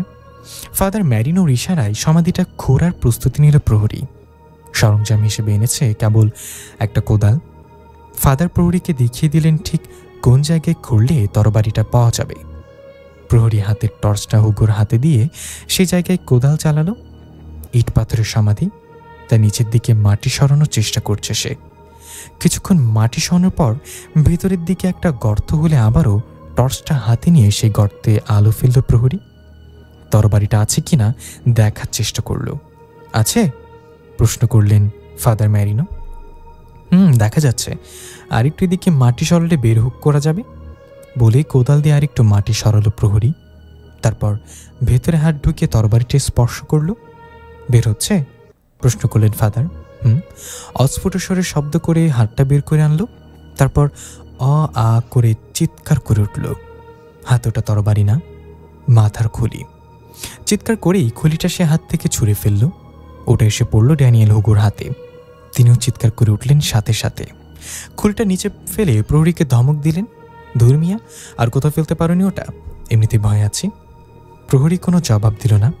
ফাদার তার উদ্দেশ্যে বললেন, আগে তরবারিটা বের করো, তারপর খুলিটা খুলে জায়গায় রেখে দিও। প্রহরী আবারও ভেতরে আলো ফেলে তরবারির স্থানটা দেখে নিল। তারপর হাত ঢুকিয়ে দেয় ভেতরে। এবার সে শক্ত করে ধরেছে তরবারিটা, কিন্তু যখন সে হাতটা বের করতে যাবে তখন দেখল আর বের করতে পারছে না হাত, আটকে গেছে হাতটা ভেতরে। একটা অদ্ভুত শব্দ বের হতে লাগলো গর্ত দিয়ে। চোখ দুটো বড় বড় হয়ে গেল প্রহরীর, চোখে মুখে ভয় ফুটে উঠেছে তার। চিৎকার করে উঠল সে, ফাদার, আমার হাতটা বের করতে পারছি না। জোরে টান দাও, বললেন ফাদার। হচ্ছে না, সব শক্তি দিয়ে চেষ্টা করছি, কি যেন একটা শব্দ শোনা যাচ্ছে ভেতরে, ভয় করছে আমার। তরবারিটা ছেড়ে দিয়ে হাত বের করো। তাও পারছি না, ফাদার, ফাদার। চিৎকার বেড়ে গেল প্রহরীর। ফাদারকে যেন আমাকে ভেতরের দিকে টানছে। সবাই তখন উত্তেজিত হয়ে উঠল এই পরিস্থিতিতে। গর্তটা স্বয়ংক্রিয়ভাবে বড় হতে লাগলো, আর সেই গর্ত দিয়ে একটু একটু করে ভেতরে ঢুকতে লাগলো প্রহরী। আর চিৎকার থেমে নেই। ফাদার, বাঁচান আমাকে, আমি ভেতরে ঢুকে যাচ্ছি, ফাদার। দাঁড়াও, আমরা তোমাকে টেনে বের করছি, বলেই ফাদার এগিয়ে গেলেন প্রহরীকে ধরতে। ফাদারের দেখাতে কিলিশও এগিয়ে গেল। হুগোকে দাঁড়িয়ে থাকতে দেখে বলল, তুমি দাঁড়িয়ে আছো কেন? দেখছো না বিপদে পড়েছে? না মানে, তোমাদের দুজনের শক্তি দিয়ে বের হবে না ও? মুখে ভীতি ফুটে উঠল হুগোর। তবু এগিয়ে গেল ইলিশার রাগ দেখে। তারপর তিনজন মিলে শক্ত করে ধরল প্রহরীকে, একসাথে টানতে লাগলো তাকে। ইলিশা বলে উঠল, তরবারিটা ছেড়ে দেবেন না, নয়তো খুব বড় বিপদ হয়ে যাবে। ধরছি আমি, আগে আমাকে বের করুন। প্রহরীর ভয়ার্ত জবাব, চেষ্টা করছি আমরা, তুমি শান্ত থাকো, ভরসা দিলেন ফাদার ম্যারিনো। কিন্তু তিনজনের চেষ্টাও প্রহরীকে ধরে রাখা গেল না। তিনজন একসাথে ছিটকে পড়ল দূরে, আর প্রহরী নিমিষেই হারিয়ে গেল সমাধির ভেতরে। উঠে দাঁড়ালো ওরা তিনজন, পরস্পরের দিকে স্তব্ধ হয়ে তাকালো। মুহূর্তে যেন সব শেষ। ছুটে গেল ইলিশা গর্তটার দিকে, টর্চের আলো ফেলে ভেতরে চোখ রাখল, কিন্তু দেখতে পেল না প্রহরীকে। ইলিশা ওর উদ্দেশ্যে চিৎকার করল, আপনি আমার কথা শুনতে পাচ্ছেন? জবাব দিন, শুনতে পাচ্ছেন আমাকে? কোনো জবাব এলো না। তবে খুবই ক্ষীণভাবে প্রহরীর কণ্ঠ শোনা গেল, যেন অনেক দূর থেকে ভেসে আসছে কণ্ঠটা। হাঁটু গেড়ে বসে পড়ল ইলিশা, তারপর মুখে হাত দিয়ে কাঁদতে লাগলো। অনেকক্ষণ পর মুখ তুলল সে হুগোর ডাকে। মুখ তুলে সে অসহায়ভাবে তাকায় হুগোর দিকে। হুগো ইশারায় দেখিয়ে দিলেন গর্ত। ইলিশা দৃষ্টি ঘোরাল ওদিকে। মুখে হাসি ফুটে উঠল তার। একটা হাত বের হয়ে এসেছে প্রহরীর। চোখ মুছে তাড়াতাড়ি ওর হাত ধরল ইলিশা। ফাদার আর হুগো দাঁড়িয়ে দেখলেন না, এগিয়ে এলেন প্রহরীকে বের করতে। এবার খুব সহজেই বের হয়ে এলো প্রহরী। তরবারিটাও হাতে আছে তার, তবে জ্ঞান হারিয়েছে সে। পরে চার্চে এসে তার মুখে পানির ছিটকা দিয়ে জ্ঞান ফেরানো হয়।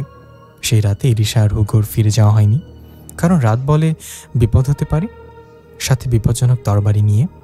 তাই তরবারিটা চার্চে রেখে ওরা গেল ফাদারের সাথে ফাদারের ঘরে। প্রহরীকেও সে রাতে নিজের ঘরে চলে যেতে বললেন ফাদার। শুধু চার্চের ভেতরে পড়ে থাকলো তরবারিটা। রাত আরও গভীর হলে চার্চের ভেতর থেকে খটখট শব্দ আসে। হয়তো তরবারিটা জেগে উঠেছে আর খুনের আশায় হেঁটে চলেছে চার্চের এই প্রান্ত থেকে ও প্রান্ত। সকাল হয়েছে, রাস্তায় মানুষের চলাচল শুরু হয়েছে। চার্চের দিকে রওনা দিল ওরা। আশেপাশে দেখে দেখে হাঁটছেন ড্যানিয়েল হুগো।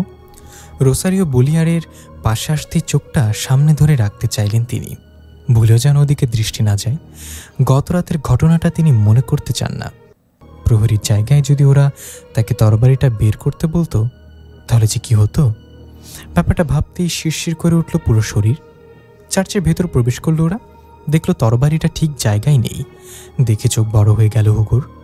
হয়তো রাতে জীবন্ত হয়ে উঠেছিল এটা, আর সারা রাত হাঁটাহাঁটি করেছে, মন্তব্য করলেন ফাদার ম্যারিনো। এগিয়ে গেলেন তরবারিটা যেখানে পড়ে আছে ওদিকে। ফ্লোর থেকে তুলে নিলেন তিনি ওটা। তারপর একটা বড় বক্সে রেখে ফিতা দিয়ে বাঁধলেন। বাক্সটা ইলিশা হাতে তুলে দিয়ে বললেন, সাবধানে রেখো এটাকে। জেনে শুনে বিপদটা তোমাদের হাতে তুলে দিলাম আরও কঠিন এক বিপদ থেকে রক্ষা পেতে। আশীর্বাদ করবেন ফাদার আমাদের জন্য, যেন সফল হতে পারি। আশীর্বাদ রইল। দুজনের মাথায় হাত রাখলেন ফাদার ম্যারিনো। তারপর বিদায় জানালেন। ওরা দুজন বেরিয়ে এলো চার্চ থেকে।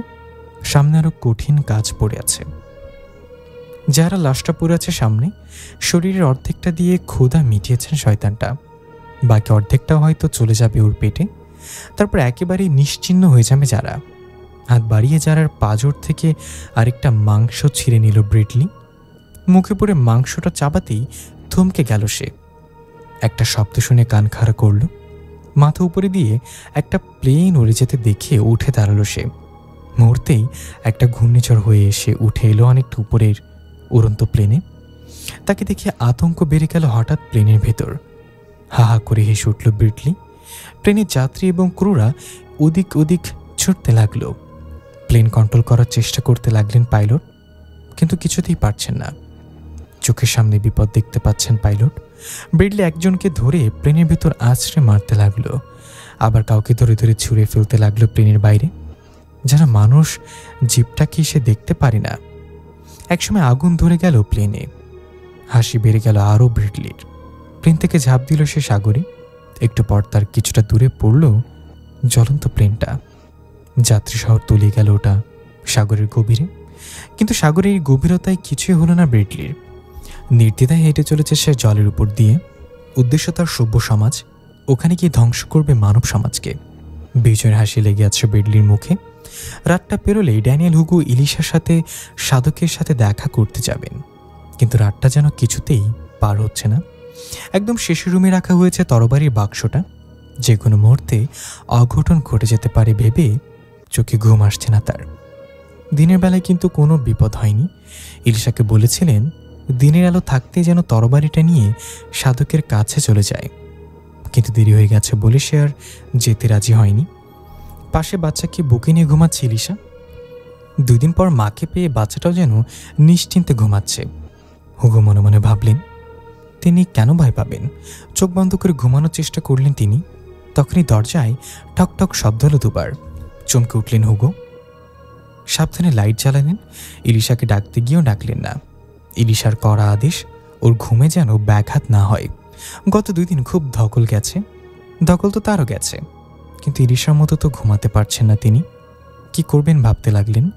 দরজার দিকে এগিয়ে গিয়েও পরক্ষণে ফিরে এলেন। আবারও দরজায় টোকা হলো। হুগো ভয় ভয় উচ্চারণ করলেন, কে? অ্যাভরিল? জি সাহেব। দরজার ওপাশ থেকে জবাব দিল অ্যাভরিল। অ্যাভরিল ওদের আয়ার নাম। পাশের কক্ষে থাকে সে। তার কণ্ঠ শুনে ভয়টা কাটল হুগোর। তবু দরজা খুলে একটা ধমক দিলেন তিনি। ধুর মেয়ে, কথা বলতে পারো না? শুধু ভয় পেয়ে দাও। যা বাবা, আমি আবার কখন ভয় দেখালাম? কিছু না। কি হয়েছে বলো? প্রসঙ্গ ঘোরালেন হুগো। আয়া এখনো জানি না তরবারিটার ব্যাপারে। হুগো তাকে জানাতেও চান না ভয় পাবে বলে, কিন্তু আয়া সেই প্রসঙ্গে এলো। শেষের কক্ষ থেকে কেমন যেন একটা শব্দ আসছে। আয়ার কথা শুনে ভয় পেয়ে গেলেন হুগো, কিন্তু আয়াকে বুঝতে না দিয়ে বললেন, ওসব কিছু না, ইঁদুর হবে হয়তো। না, ইঁদুর না। আপনি আমাকে ওই কক্ষের চাবিটা দেন, আমি দেখে আসি। এই মেয়েটা তো দেখি সবাইকে মারার পরিকল্পনা করছে। আরেকটা ধমক দিলেন হুগো। যাও, ঘুমাতে যাও। ধমক দিন কেন? ভালোই তো করতে চাইলাম। বলতে বলতে চলে গেল আয়া। হুগো দরজাটা শক্ত করে আটকে দিলেন। তারপর ইলিশাকে জড়িয়ে ধরে শুইলেন, কিন্তু ভয়ে সারা রাত ঘুম এলো না তার চোখে। সকাল হতে দেরি না করে ওরা রওনা দেয় সাধকের কাছে যাওয়ার উদ্দেশ্যে। এবার তারা নিজেরাই পথ চিনে গেছে, কারো সাহায্য লাগেনি। সাধকের কাছে পৌঁছালে তারা দেখে সাধক আগের মতোই তন্ত্র সাধনায় ব্যস্ত। একই জায়গায় বসে আছেন তিনি। এই লোকটার কি খাওয়া পরনের কোনো দরকার পড়ে না? অথবা প্রকৃতিক কোনো ডাকে সাড়া দিতে হয় না? প্রশ্ন করতে গিয়েও করলেন না হুগো। মূর্খ মানব বলে আবার ধমক দিয়ে উঠবে। এলিশার কারণেই চুপচাপ তিনি সাধকের অপমান সহ্য করেছেন। নয়তো কোথাকার এই সাধক? দুজন কি ইশারায় বসতে বললেন সাধক। ইলিশা তার সামনে বাক্সটা রেখে ফিতা খুলতে লাগলেন। তারপর যখন তরবারিটা বের করলো তখন চোখ খুলে দেখলেন সাধক সব ঠিক আছে, তবে এখন একজন সদ্য মৃত লোকের শরীর দরকার, যার শরীরে এই তরবারি থেকে অ্যারিকের আত্মাটা প্রবেশ করানো হবে। আপনি তো অনেক কিছু জানেন, সেরকম একজন মৃত্যুর খোঁজ যদি দিতেন। প্রশ্নটা শেষ হতেই সাধক চোখ বড় করে তাকালেন হুগোর দিকে। যা বাবা, ভুলকে বললাম, ঠিক আছে আমরাই খুঁজে আনবো। মূর্খ মানব, ধমক দিয়ে উঠলেন সাধক। আবার কি করলাম? মনে মনে তুমি গালি দিচ্ছ আমাকে। ঠিক আছে, আর দেব না। মুখ নিচু করে ফেললেন হুগো। ইলিশা হুগোকে চুপ থাকতে বলে সাধককে বলল, আমরা কি ডেড বডিটাকে এখানে নিয়ে আসবো? হ্যাঁ, আমার সামনে অ্যারিককে ফিরে আনবো। ঠিক আছে, আমরা তাহলে যাই। তরবারিটা কি এখানে থাকবে? আপনার কোনো বিপদ? ইলিশা কথা শেষ না হতেই সাধক তাদেরকে তরবারিটা রেখে ইশারায় চলে যেতে বললেন। উঠে দাঁড়াল ইলিশার হুগো। যেতে যেতে হুগো ইলিশাকে প্রশ্ন করলেন, তোমার কি মনে হয় এই লোকটা অ্যারিকের আত্মা রিভার্স করতে পারবে? প্রশ্নটা করেই চমকে উঠে পেছনে তাকালেন হুগো। মনে হলো কে যেন মূর্খ মানব বলে ধমক দিয়ে উঠেছে তাকে। এই বুড়ো সাধকটাকে দেখি তার পিছু ছাড়ছে না। মনে মনে বিরক্ত হলেন হুগো। বন এলাকা থেকে বের হয়ে কাছাকাছি একটা হাসপাতালে এসেছে ওরা। হেঁটে চলল মর্গের দিকে। মর্গের প্রবেশদ্বারে বসে আছে একজন দারোয়ান। ওর সাহায্য ছাড়া ভেতরে প্রবেশ করা যাবেই না। ইলিশা তার সাথে সাথে গল্প বলতে বলতে গেল, এক্সকিউজ মি, আপনার একটা হেল্প চাইতে এসেছি। জি ম্যাম, বলুন। উঠে দাঁড়ালেন দারোয়ান। দেখুন, আমরা খুব বড় ধরনের একটা বিপদে পড়তে যাচ্ছি। শুধু আমরা না, আপনি এবং সমস্ত মানবজাতি আমরা বিপদে পড়তে যাচ্ছি। এই কি বলছেন ম্যাম? চোখ বড় বড় করে উঠল দারোয়ানের। কিসের বিপদ? আসলে ভয়ঙ্কর এক শয়তানের আবির্ভাব হয়েছে, যে পুরো মানবজাতিকে ধ্বংস করতে চায়। আমি কিভাবে হেল্প করতে পারি? আমাদেরকে একটা লাশ দিতে হবে। এই লাশটাকে আমরা জীবন্ত করে তুলব। লাশ? কি বলতে বকছেন? আপনাদেরকে আমি ভালো মানুষ ভাবছিলাম। যান এখান থেকে। আসলে ভাই, আপনাকে এখন বোঝানোর মতো পরিস্থিতি নেই। আমাদেরকে একটা লাশ দিন প্লিজ। দারোয়ানের হাত ধরে বললেন হুগো। আরে আচ্ছা, কোনো লাশ দিতে পারবো না। আমরা আপনাকে অনেক ডলার দেব। বলতে বলতে ভ্যানিটি ব্যাগ খুলে একটা ডলারের বান্ডিল বের করল ইলিশা। দারোয়ান অবাক হয়ে গেল। এরা তাকে একটা লাশের জন্য এত টাকা দিতে চায়? পরক্ষণে নিজের সততার উপর আস্থা রেখে এসে বলল, না না, আমি পারবো না। আপনারা বরং হাসপাতালের কর্তৃপক্ষের সাথে দেখা করে বলুন। বোঝার চেষ্টা করুন প্লিজ। ব্যাপারটা নিজেদের মধ্যে রাখতে চাচ্ছে আপাতত। সরি, মাফ করবেন, আমি আমার চাকরি হারাতে চাই না। এক প্রকার ঠেলে ওদেরকে বের করে দিল দারোয়ান। মন খারাপ করে বের হয়ে এলো ওরা হাসপাতাল থেকে। রাস্তার মাঝেই হতাশ হয়ে বসে পড়ল ইলিশা। হুগো তাকে সান্ত্বনা দিয়ে বললেন, এভাবে ভেঙে পড়ো না, চলো আমরা অন্যান্য জায়গায় খুঁজি। উঠে দাঁড়ালো ইলিশা। অসহায়ভাবে তাকালো হুগোর দিকে। কোথায় খুঁজবো? কেন কেউ আমাদেরকে বুঝতে চায় না? হুগোকে জড়িয়ে ধরে কাঁদতে লাগলো সে। চলো, কোথাও না কোথাও পাবো তো অবশ্যই। কোথায়? কে দেবে লাশ? লাশ কি দেওয়ার জিনিস? কোথাও না পেলে আমি তোমার জন্য লাশ হয়ে যাব। চোখ মুছে সরাসরি হুগোর চোখে চোখ রাখলো ইলিশা। এই লোকটা সত্যি তাকে অনেক ভালোবাসে। চলো খুঁজি। হুগোর হাত ধরে হাঁটতে লাগলো ইলিশা। কিছু দূর যেতেই পেছন থেকে দারোয়ানের চিৎকার শুনে থমকে দাঁড়ালো ওরা। পেছনে ফিরে দেখে দারোয়ান দৌড়ে আসছে তাদের দিকে। তারপর বলল, দুঃখিত, আমি আপনাদের বিশ্বাস করিনি। এইমাত্র নিউজে দেখলাম শহরে একটা দানবাকৃতির শয়তান দেখা গেছে। শয়তানটা পিঁপড়ার মতো মারছে মানুষকে ধরে ধরে। হোয়াট? চমকে পরস্পরের দিকে তাকাল ইলিশার হুগো। চলুন, আমি আপনাদের লাশের ব্যবস্থা করে দেব, তবে মর্গ থেকে না। আমাদের হাসপাতালের চেয়ারম্যানের একমাত্র ছেলেটি মারা গেছে গতকাল। তার সমাধি হয়েছে গত রাতে। ছেলের শোকে চেয়ারম্যান স্যার খুব ভেঙে পড়েছেন। আমরা চাইলেই লাশটা পেতে পারি।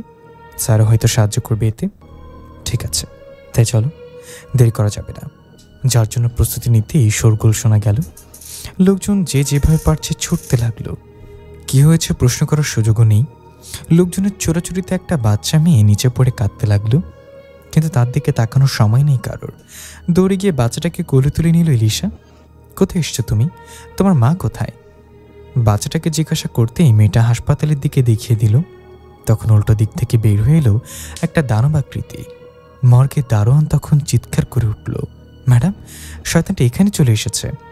হা করে ভয়ার্ত দৃষ্টিতে তাকালো শয়তানটার দিকে ইলিশা। দেখলো শয়তানটার পায়ের তলায় পড়ে মরে যাচ্ছে অনেক লোক।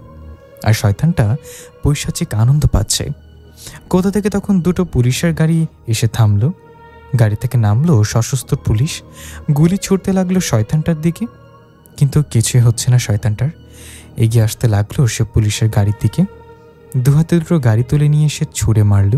দপ করে জ্বলে উঠল গাড়ি দুটো। শয়তানের নৃশংসগুলো তা দেখে সাহস হল না ইলিশার। তাড়াতাড়ি করে বলে উঠল, আমাদের দ্রুত কাজে নামতে হবে, হুগো চলো। তারপর ওরা বাচ্চাটাকে হাসপাতালে মায়ের কাছে দিয়ে এসে দারোয়ানের সাথে চলল। হঠাৎ শয়তানের আগমনে পুরো শহর আতঙ্ক ছড়ে গেছে। তার নৃশংসতা থেকে সবাই বাঁচতে এসো এখন লিসাদের ওপর যেন গুরু দায়িত্ব এসে পড়েছে। লুকিয়ে এসছে ওরা একটা সমাধিস্থলে, যার লাশ সমাধি থেকে তোলা যাবে। তার বাবা অসহায়ভাবে দাঁড়িয়ে আছে সমাধির পাশে। ওনাকে সংক্ষেপে সবকিছু আগেই বুঝিয়ে দিয়েছে লিসা, কোনো অমত করেনি তিনি। পরবর্তীতে 15 মিনিটে ওরা সমাধি খুঁড়ে একটা কফিন বের করলো। কফিনের ভেতরে আছে লাশটা। কফিনটা ধরে ওরা তুললো একটা অ্যাম্বুলেন্সে। ওরা উঠে বসলো ভিতরে। তারপর ড্রাইভারকে গাড়ি ছোটাতে বলল। গাড়ি কিছু দূর যেতেই দেখা গেল লোকজনের ছোটাছুটি। তার মানে শয়তানটা এদিকেও চলে এসেছে। হা হয়ে তাকালো লিসার সামনে, দেখলো শয়তানটা সব কিছু ধ্বংস করতে করতে এগিয়ে আসছে এদিকে। ভয়ে আতকে উঠল ওরা। গাড়ি ঘোরাও, চিল্লিয়ে উঠল লিসা। আদেশ পেয়ে সাথে সাথে ব্রেক কষল ড্রাইভার। তারপর দ্রুত ঘুরে নিল। একটা সরু রাস্তা দিয়ে ছুটতে লাগলো অ্যাম্বুলেন্স। পেছনে ফিরে তাকায় লিসা। বেল্লির তাণ্ডব দেখে আবারও চিল্লিয়ে ওঠে সে। জোরে চালাও, আরো ফাস্ট ফাস্ট। অ্যাম্বুলেন্সটা সরু রাস্তা দিয়ে বেরিয়ে যেতেই আরও কয়েকটা পুলিশের গাড়ি এসে থামলো। উপরে ঘুরপাক খেতে লাগলো দুটি হেলিকপ্টার। হেলিকপ্টার থেকে মেশিন গানের নিশানা তাক করা হলো ব্রিডলির দিকে। তারপর কয়েক রাউন্ড গুলি চালালো এক নাগারে। নিচে এসে হামলা চলল সশস্ত্র পুলিশরা, কিন্তু কয়েক ইঞ্চি বুলেট দমাতে পারল না ব্রিডলিকে। ব্রিডলি হঠাৎ লাফ দিল একটা বিল্ডিংয়ে।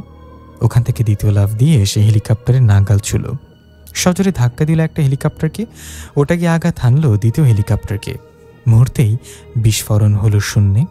জ্বলে উঠল হেলিকপ্টার দুটো।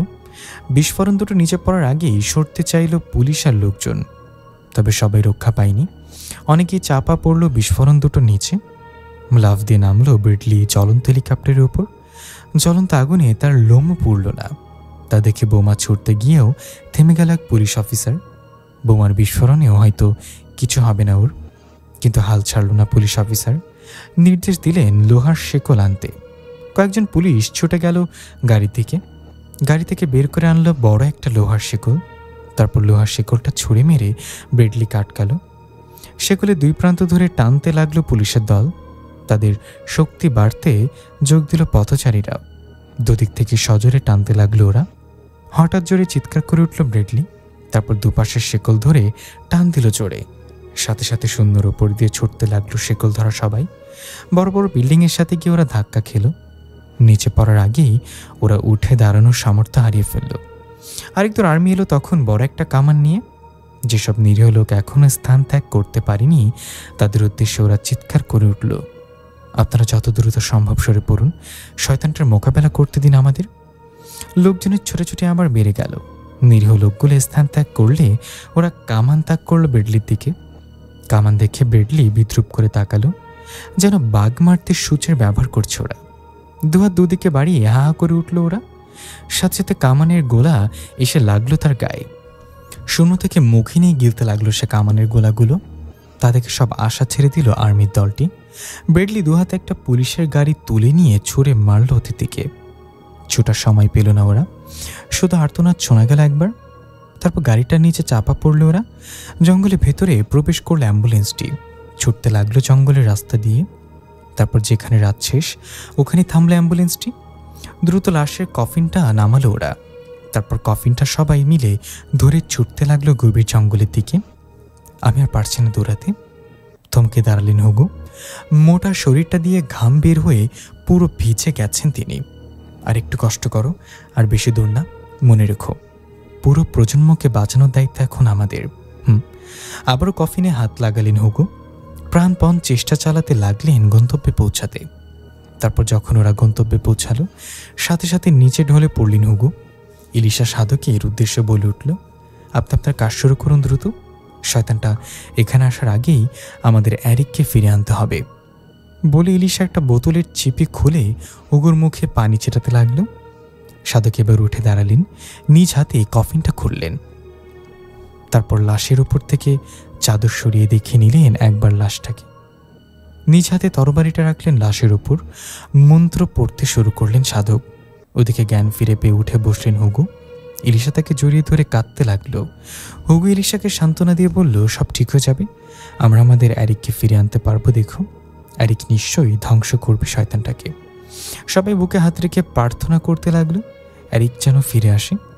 সাধক তার মন্ত্র চালিয়ে যেতে লাগলো। বেশ কিছুক্ষণ পর তরবারিটা নড়ে উঠল লাশের ওপর। চোখ বড় বড় করে তাকালো সবাই। তরবারিটা লাফাতে লাগলো। তখনই গাড়ির আওয়াজ শোনা গেল। এই গভীর জঙ্গলে গাড়ি। অবাকে তাকালো সবাই শব্দটা লক্ষ্য করে। বিপদ চলে এসেছে। রাস্তা নেই বলে যে অ্যাম্বুলেন্সটা ওরা অর্ধেক জঙ্গলে রেখে এসেছে, ওটার উপরে দাঁড়িয়ে আছে শয়তানটা। হাতে একটা ক্ষতবিক্ষত পুলিশের লাশ। লাশের গা থেকে ছিঁড়ে ছিঁড়ে মাংস খাচ্ছে ব্রেডলি। আর অ্যাম্বুলেন্সটা নিজে নিজেই চলছে। সামনে কোনো গাছ পড়লে ভেঙে সরে যাচ্ছে। তা থেকে ভয়ে কান্না করতে লাগলো ইলিশা। একবার শয়তানের দিকে, আরেকবার কফিনের লাশটার দিকে তাকায় সে। হয়তো শেষ পর্যন্ত এসে ওরা সফল হবে না, হয়তো আর ফিরে আনা যাবে না অ্যারিককে। তার আগে শয়তানটা এসে সব ধ্বংস করে দেবে। চলন্ত অ্যাম্বুলেন্স থেকে লাফ দিয়ে নামলো ব্রেডলি। এগিয়ে আসতে লাগলো সাধকের দিকে। সাধক তখনও চোখ বন্ধ করে মন্ত্র পড়ে যাচ্ছেন। ব্রেডলিকে এগিয়ে আসতে দেখে সবাই মিলে বাধা দিতে চাইল। জানে ওরা আটকাতে পারবে না, তবুও শেষ নিঃশ্বাস পর্যন্ত চেষ্টা চালাতে হবে। ব্রেডলি ওদেরকে ধরে ধাক্কা দিল। অনেক দূরে গিয়ে পড়ল ওরা। এবার সাধককে এক হাতে তুলে নিল সে। কোলার মতন হাত দিয়ে চেপে ধরল সে সাধকের গলা। সাধক নিজেকে ছাড়ানোর চেষ্টা করতে লাগলেন। নিঃশ্বাস আটকে আসতে লাগলো তার। সাধক নিজেকে ছাড়ানোর চেষ্টা করতে লাগলেন। সেই মুহূর্তে হুগো দৌড়ে এসে একটা বড় গাছের অংশ দিয়ে ব্রেডলিকে আঘাত করলেন। যে সাধককে তিনি পছন্দ করতেন না, তাকে বাঁচাতে হঠাৎ মরিয়া হয়ে উঠলেন হুগো। ব্রেডলি সাধককে ছেড়ে দিয়ে হুগোর মুখে থাবা চালালো। চোখ অন্ধকার দেখতে লাগলেন হুগো। মাথা দুপাশে চেপে ধরে নিচে পড়ে গেল সাধকের পাশে। ব্রেডলি এবার লাশসহ কফিনটা তুলে নিল। হাত বাড়ালো ভেতরের তরবারিটার দিকে। তরবারিটা ছুটে গিয়ে হঠাৎ আঁতকে উঠল সে, যেন শরীরে 1000 ভোল্টের বিদ্যুতের শক লাগলো। হাত থেকে পড়ে গেল কফিনটা। তরবারিটা গিয়ে পড়লো এক পাশে। কিছুক্ষণ তরবারিটার দিকে তাকিয়ে কি যেন ভাবলো ব্রেডলি। তারপর কফিনের লাশটা তুলে নিল আবার। কফিন সহ লাশটাকে সজোরে ছুঁড়ে মারার আগে দৌড়ে এলো ইলিশা সহ বাকিরা। হে শয়তান, তুই যদি এতই শক্তিশালী হোস, একবার উঠতে দে আমার ছেলেকে। চিৎকার করে উঠে বলে উঠলেন হাসপাতালের চেয়ারম্যান। ব্রেডলি একবার লাশের দিকে তাকালো, আরেকবার ওনার দিকে তাকালো। এটা তোর ছেলে? তোর ছেলে তো আগেই মরে গেছে। আমি তো ধ্বংস করতে এসেছি, বাঁচিয়ে রাখার আমি কে? ভয়ঙ্করভাবে হেসে উঠল ব্রেডলি। খবরদার, ওকে কিছু করবে না। ধ্বংস করার তুমি কে? শ্বাসে উঠল ইলিশা। ব্রেডলি তার মুখটা চেপে ধরে বলল, তোর পেট থেকে আমার জন্মানোর কথা ছিল, তুই সেটা হতে দিসনি, তবু আমি এসেছি। এবার পুরো বিশ্বের রাজ হবে শয়তানের। বলতে বলতে ছুঁড়ে মারল সে লাশটা সহ কফিনটা। না! চিৎকার করে উঠল ইলিশা। স্তব্ধ হয়ে গেল ওরা। অনেক দূরে গিয়ে পড়ল লাশটা। এই কি করলি তুই শয়তান? মারতে গেল ইলিশাকে ব্রেডলি। ব্রেডলি তার গলা চেপে ধরে এক হাতে উপরে তুলল। হুগো আবার উঠে এলো গাছের অংশটা নিয়ে, সজোরে আঘাত করলো ব্রেডলিকে। এক চুলও নড়ল না ব্রেডলি। তখন ভৌ ভৌ একটা শব্দ হতে লাগলো। ব্রেডলি ইলিশাকে ছেড়ে দিয়ে তাকালো শব্দটা লক্ষ্য করে। দেখলো তরবারিটা খাড়া হয়ে দাঁড়িয়ে আছে। ওটা থেকে শব্দ হচ্ছে। হঠাৎ ক্ষিপ্র বেগে ছুটে গেল তরবারিটার ব্রেডলির চোখের পাশ দিয়ে। ওটা ছুটে যাচ্ছে ওই লাশটার দিকে। হা হয়ে এদিকে তাকালো ব্রেডলি সহ সবাই। হঠাৎ উপরে জাম দিয়ে উঠল লাশটা। তারপর তরবারিটা এক হাতে ধরল শূন্য থেকে। মুখে হাসি ফুটে উঠল ইলিশাদের। ব্রেডলি হঠাৎ ক্রোধে ফেটে পড়ল। চিৎকার করে নিজের শরীর ঝাঁকাতে লাগলো। তরবারি হাতে তখন ওর দিকে ছুটে আসতে লাগলো অ্যারিক। ব্রেডলিও ছুটে গেল ওর দিকে। মুখোমুখি হতেই অ্যারিক ব্রেডলির শরীরের উপর দিয়ে লাফ দিল। নিচে পড়ার আগেই ব্রেডলির একটা হাত তার হাতে চলে এলো। কোন ফাঁকে অ্যারিক তরবারি দিয়ে হাতটা কেটে নিয়েছে বুঝতেই পারল না ব্রেডলি। নিজের কাটা হাতের দিকে তাকিয়েও আরও বেশি ক্রোধে ফেটে পড়ল সে। ছুটে গেল সে অ্যারিককে মারতে। অ্যারিক তার দিকে তরবারিটা ধরতেই থমকে দাঁড়ালো ব্রেডলি। সেদিন আমার হাতে তোর মরণ হয়নি, তবে আজ আমার হাতেই তোর মরণ লেখা, বলে উঠল অ্যারিক। ব্রেডলি তখন তরবারিটাকে পাশ কাটিয়ে এক হাতে ঘুষি চালালো অ্যারিকের পেটে। অ্যারিক তার আঘাতটা কন্ট্রোল করার চেষ্টা করে কিছুটা পিছিয়ে থামল। সেদিন আমিও পৃথিবীর শাসন করব বলে নিজের জীবন বিসর্জন দিয়েছিলাম। আমাকে তুই রুখতে পারবি না আজ, কিছুতেই না। বলতে বলতে ছুটে গেল ব্রেডলি অ্যারিকের দিকে। অ্যারিক হালকা পাশ কাটিয়ে ব্রেডলির অন্য হাতটা ধরল, তারপর তরবারি আঘাত করল। ব্রেডলির অন্য হাতটাও শরীর থেকে আলাদা হয়ে গেল। কাটা হাতটা ব্রেডলির দিকে ছুঁড়ে মেরে অ্যারিক বলল, তোর মতো ব্রেডলি যতবার জন্ম নিবি, আমার মতো অ্যারিকেরও ততবার আবির্ভাব ঘটবে ব্রেডলিকে ধ্বংস করতে। বলতে বলতে অ্যারিক শরীরটাকে শূন্যে ঘুরিয়ে পা দিয়ে আঘাত করল ব্রেডলির মুখে। নিচে পড়ে গেল ব্রেডলি। দুই হাত ছড়িয়ে সে অনেকটা দুর্বল হয়ে গেছে। অ্যারিককে রুখতে এবার সে পা ব্যবহার করল। অ্যারিক তার দিকে এগিয়ে গেলে ব্রেডলি পা ছুঁড়ে আঘাত করল অ্যারিককে। অ্যারিক নিচে পড়ে গেল আর ব্রেডলি তার উপর ঝাঁপিয়ে পড়ল। ব্রেডলির বিশাল শরীরের নিচে হারিয়ে গেল অ্যারিক। আবারও ইলিশাদের মুখে ভয় ফুটে উঠল। কিছু হয়নি তো অ্যারিকের? ইলিশা ওর নাম ধরে ডাকল, অ্যারিক, অ্যারিক। কোনো সাড়া এলো না অ্যারিকের। পরস্পরের দিকে চাওয়াচাই করতে লাগলো ওরা। কিছুক্ষণ পর ওরা দেখল ব্রেডলির ধর থেকে মাথাটা আলাদা হয়ে যাচ্ছে। আলাদা হয়ে মাথাটা নিচে পড়ে গেল। বাকি দেহটা ধাক্কা দিয়ে ফেলে বীরত্বের সাথে উঠে দাঁড়ালো অ্যারিক। হাসি ফুটে উঠল তখন ইলিশাদের মুখে। দৌড়ে গেল ওরা অ্যারিকের দিকে। একপাশে পড়ে থাকলো ব্রেডলির লাশটা। প্রিয় লিসেনার, কেমন লাগলো গল্পটি অবশ্যই আমাদেরকে কমেন্ট করে জানাবেন। আর এতক্ষণ সাথে ছিলাম আমি ইফতি। দেখা হবে পরবর্তী কোনো গল্পে। সে সাথে সবাই ভালো থাকবেন, সুস্থ থাকবেন। আল্লাহ হাফেজ।